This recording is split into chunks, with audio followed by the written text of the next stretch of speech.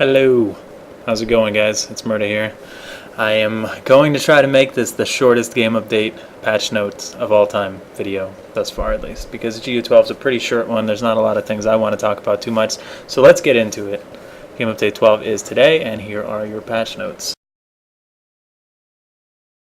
You'll see a lot of basic stuff that I'm not going to go into too much detail about. There were a lot of new additions to the tutorial, which is always great. I'm going to have to actually jump in and check them out because I haven't checked these ones out in particular yet, but I know Malorn and friends have been hard at work at that, so that's always cool. Always in favor of something that helps out in that regard.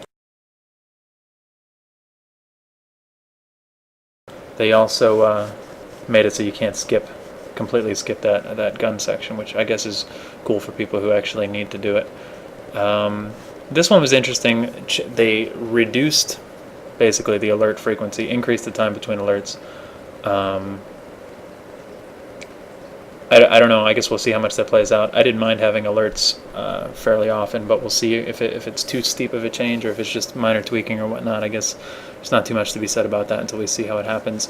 Recommended servers. As you know, if you go to create a new character, there's a list that's just one server per region that it recommends you play on. I think it typically would pick the lower population servers and tell new players to go there, but now they tweaked it so that it's faction specific instead of just one server for everybody. So that's pretty cool. I don't know how much of a difference that'll be, but that's certainly a step in the right direction for population balance. For instance, if Matherson is the recommended East Coast server, and I'm not sure if it still is, it would be telling VS to go there, and VS already have like 40% pop there. So that's a good change, that it'll probably tell VS to go to Watterson for East Coast and the other Empires maybe to come here or something like that. So that's cool. Why not? Can't complain there. This right here is my favorite change of the patch. The new loadouts that we heard about probably a couple months back now, when we heard that members were getting, members as in PlanetSide subscribers were getting additional character slots. We also heard that they were getting additional loadouts, and I've been looking forward to this one for a while. So that's finally come through, and people who have a PlanetSide subscription now have an additional 3 loadout slots for everything, all of their classes and all of their vehicles, basically doubled from the 3 that we already had.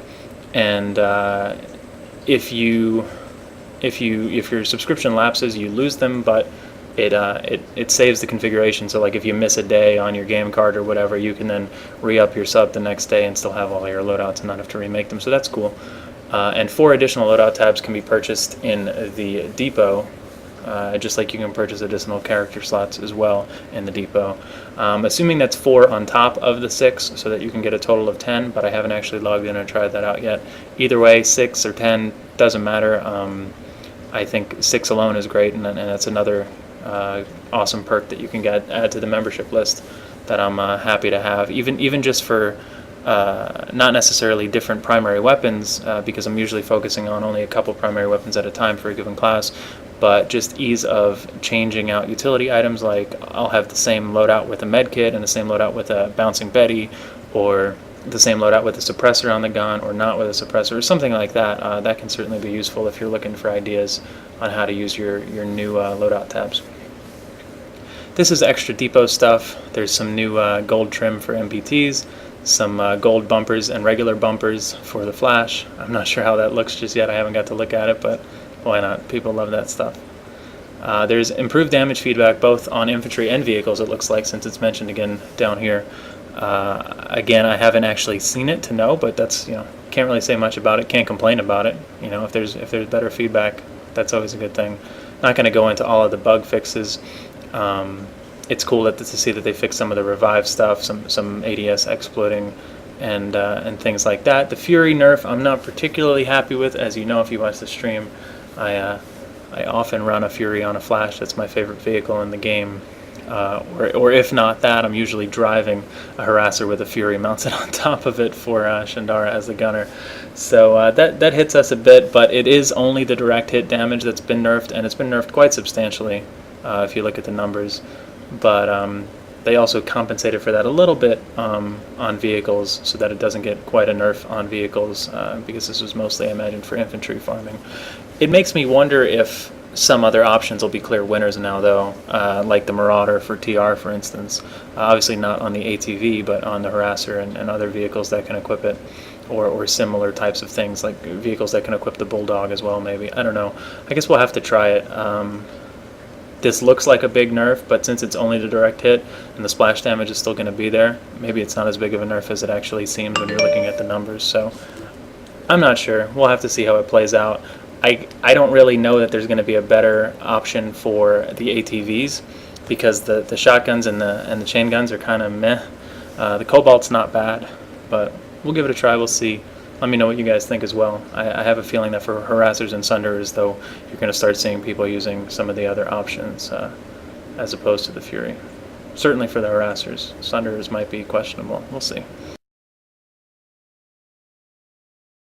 There's some bailout effects, so that if you're safe bailing either with an ejection seat or from a Galaxy, it looks different. Sweet, right? Why not? Some other bug fixes on vehicles, platoon improvements, just an icon on the platoon leader, and then detailed squad info when actually clicking through in the panel on the platoon management screen. So I don't do a lot of platoon stuff, but that's got to be, cool for people who do. This point capture feedback is more kind of along the lines of a tutorial type of feature, where if you're sitting there trying to cap a point because you're in a vehicle or a max, or you don't have a connection to it, it'll actually let you know now, so that new players and things like that aren't just sitting there for no reason wondering what's going on. This again is the improved feedback for vehicles. Again, it's kind of more of a tutorial type of heads up thing going on here with the SCU. You can see more clearly what state it's in more easily, so why not? And then this is all the rest of the fixes. So there's some miscellaneous changes in here. Not a whole lot of things worth mentioning. You can read through them if you want. I think this one's pretty cool. Added the ability to bring up the score screen while on the death screen. I've been saying for a long time that that death screen just forces you to do nothing unless you manage to hit your map button or something real quick right when you die, and then you can look at some of the other panels. So that's a start. That's something in the right direction, that you can now hit your tab button while on the death screen instead of just having to stare at that for a few seconds. I'd like to see the ability to continue chatting in the chat box and to more easily open up other panels and things like that, because those types of things you want to do when, especially if you're going for farm inserts or high score per minute or anything like that, you want to do those things to be most efficiently when you're dead and when you're waiting on the respawn timer and things like that. So that's a good change. It's a small one, but hopefully it's a step in the right direction. We'll see more kind of quality of life improvement in that regard as well in the future. This one as well, it's kind of gone back and forth a few times when they added in the hotkey for instant action and things like that, where you used to be able to hit the hotkey and then go to your map, but now it cancels it, and then if you're on your map and you started the instant action on there and then you got off your map, it would cancel it. So it looks like they streamlined that a little bit better so that it functions a little bit more intuitively regardless which method of instant action or redeployment you use. So that's cool. Same with some easier double click through things for loadouts and deployments. And pretty sure all of these are just simple bug fixes, nothing that is too major. This one was occasionally frustrating, that you would get that extra revive prompt if you deployed or took a res right as somebody else resed you or resed you for a second time. So that's cool, because in the past you would either have to hit your alt or whatever and try to get your mouse over to it, and sometimes you wouldn't even be able to. You'd be stuck on the other screen. You'd have to type /suicide and kill yourself again or whatever. So hopefully that's all fixed now. And then another big one, I guess, is Sunderer no deployment zones. It looks like they're predominantly at least on top of capture points, so that you can't just park a Sunderer right on top of point A or whatever. And I'm not sure how big they are. Again, I haven't seen them in action just yet, but they function like any other no deploy radius, and I'm assuming you'll see them on the map and whatnot, so that you easily know where and when they begin and end. And I don't really have a problem with that. I don't really have much to say about it. I know it's kind of one of the larger features of the patch, just because it's mostly a bug fix and a polish patch. The Amerish lattice and stuff got pushed back, and the things like the NSSMG I think we're going to expect on Game Update 13, among other things. I think GU13 is going to be a much bigger patch, so we have that to look forward to at least. We got the warp gate rotation as with most patches, and some more kind of miscellaneous bug fixes. So that's pretty much it. Did we make record time? I don't know. Hope so. Anyway, I thankfully have got some free time again for the next couple of days, so I will likely be streaming at the very least every day, and hopefully many hours on any given day, over at ItZMuRdA.com or twitch.tv/ItZMuRdA_TV. So be sure to check that out if you don't already. Hit that follow button to be notified when I go live and be eligible for future giveaways and things like that. And I appreciate all the support. Make sure you subscribe on YouTube and give it a thumbs up if you like what you see, and check me out on Twitter as well at the same handle at ItZMuRdAX, and I will see you guys around. Let me know what you think of the patch so far and what you're looking forward to for the future. Have a good one.